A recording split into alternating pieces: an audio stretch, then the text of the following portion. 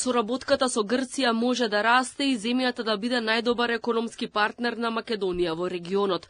Ова го истакна вице-премиерот Александар Николовски по дводневната посета на Атина, каде што се сретна со високи владени представници, меѓу кои вице-премиерот на Грција Костис Хадзидакис, со министерот за инфраструктура и транспорт Христос Димас, со алтернативниот министер за инфраструктура надлежен за железничкиот сообраќај Константинос Киранакис, како и со менаџментот на пристаништето Пиреја. Во фокусот на разговорите биле коридорот 10, брзата пруга која треба да ги зголеми приходите за 10 пати, како и регионалното поврзување. Николовски се надева дека следната година ќе почне да се работи на пругата од Табановце до Гевгелија, а до 2032 година проектот да биде завршен.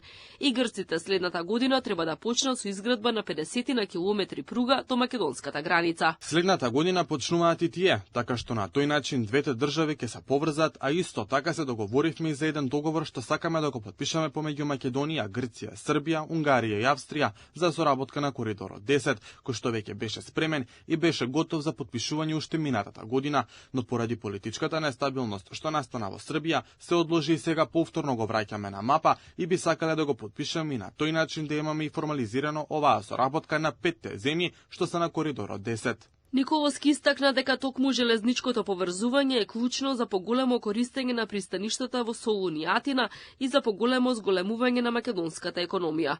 Тој рече дека на среден рок владата размислува и за соработка со пристаништата во Кавала, Игуменица и Александрополис.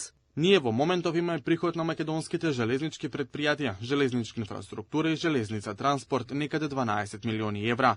Предвидувањата на експертите се дека со изградба на брзата пруга тоа ќе биде 120 милиони евра, значи 10 пати нагоре, а ако оди 10 пати нагоре, тоа ќе значи многу повеќе работа и за Атинското и Солунското пристаниште.